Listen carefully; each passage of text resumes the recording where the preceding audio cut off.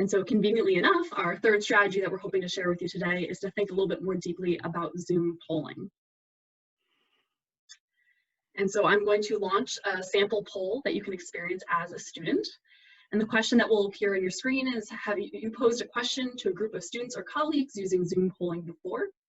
So what I'm doing now as the host, and Brian will show you later, is I'm clicking on the polls button, and my poll, which I preloaded into this meeting, is appearing on my screen.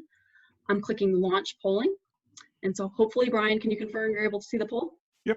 Great. Yeah, so the poll is up, and from my view as the host, you can't see it, but I can see the responses coming in. I can see the yeses and the nos, and the I'm not sure's. There's a timer up in the right-hand corner that is processing, so I can see how much time has elapsed. And I can get a sense of how many people have participated. So I know that there are 62 people in this room right now. Right now it's reporting to me that 44 have participated. So you can get a sense of who's actively at their screen and participating among your students, and you can in Before We Center workshop as well. So I'll give just a moment for anyone else who wants to lock in their vote about whether they have used a poll on their own before. Great, and if you're curious for time too, I mean, this took 45 seconds, how long it's been up in terms of getting everyone to respond. So what I can do now is I can click end polling, and again, Brian can show you the controls on his end in terms of how you would see this. It pauses for a moment, and then I'm given an option to share it out. So I'm going to click share results. And hopefully, Brian, you can confirm you can now see the results. Great, so now everyone can see how, of our group, it seems like we have about 23%, about a quarter who have used Zoom polling before, but about 3/4 who have not. So it's great. So now this is your opportunity to see it from the student perspective. And we had one person who wasn't sure. And then when I choose, now that you've seen the poll, I can decide to stop sharing those results. So I'm going to stop the share. And that should go away from your screen. So that gives you a sense of how you might use a poll if you have it already prepared for your class. And so you might consider when and why you would use a poll in the first place. So one thing that I can think would be helpful in terms of using a poll is to assess prior knowledge. So that's exactly what I just did here, right? So I wanted to get a sense if the room already knew about polling. If I saw that the majority of you had already used polls, maybe I wouldn't spend as much time on this section. But knowing that 3/4 of you haven't used polls in this capacity makes me think, you know what, let's really talk through this and spend some time on it. So a great technique you can use for your teaching as well.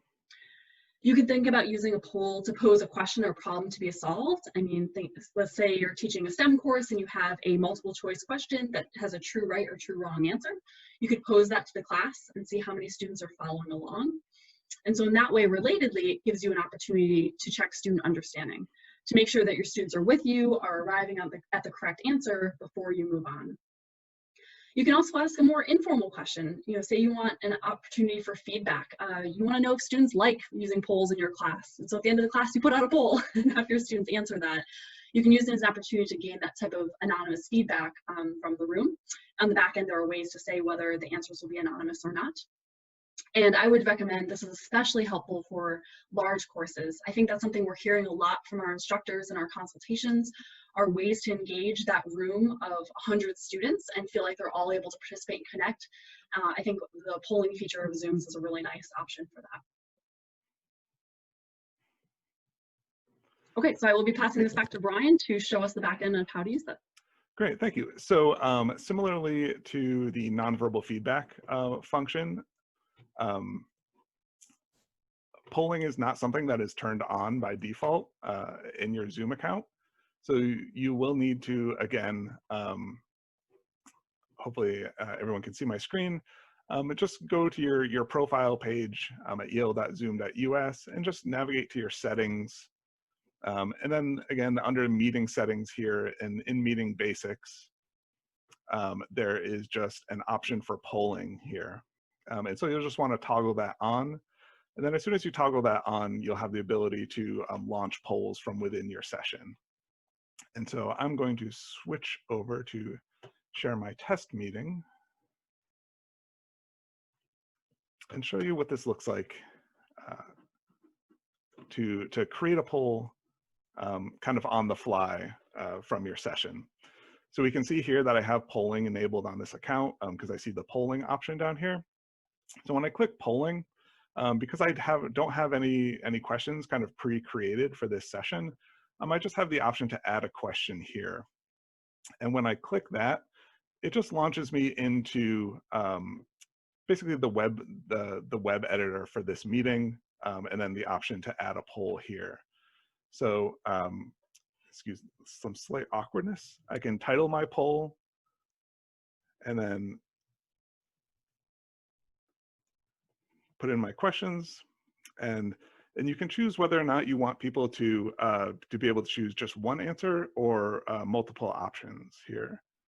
So I'll just do a couple here. And then when I say save here, we'll see that now the poll is in my meeting and I'm ready to launch the session here. So I could launch the poll and you'll see the poll in progress. Again, as Beth mentioned, out of how many people have voted here, or out of how many people in the meeting have voted, and then you have the option here to end the poll, and then you can share the results out to the participants in the meeting. And so I do just want to go over just one more method to add polls into a meeting. And so let me go back to, so, and that would be to add the polls to be used into a meeting before the meeting starts. So again, here we're just in my profile page, and I can just go to my meetings to see all of my scheduled meetings here. And so I'll just jump into the details for one of my scheduled sessions. And now we'll see all of my meeting details, but we'll also see the bottom, the option for poll here. And this is where we can, and so cool, click the add button, and again, we get this same editor.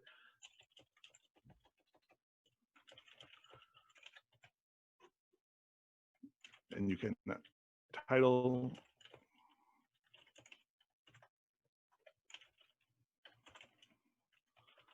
add your options.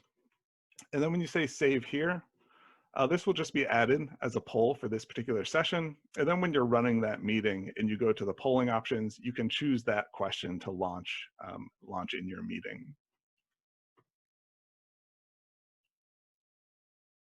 So with that, I'll turn it back over to Beth. Thank you, Brian. And I know we had a few questions popping up in the chat window about preloading the questions. And so what Brian just showed us is exactly how I had done it. I got into the meeting settings through the web client and was able to access it that way. Let me share one more time. So a few quick considerations as you're thinking about implementing polling in your classroom.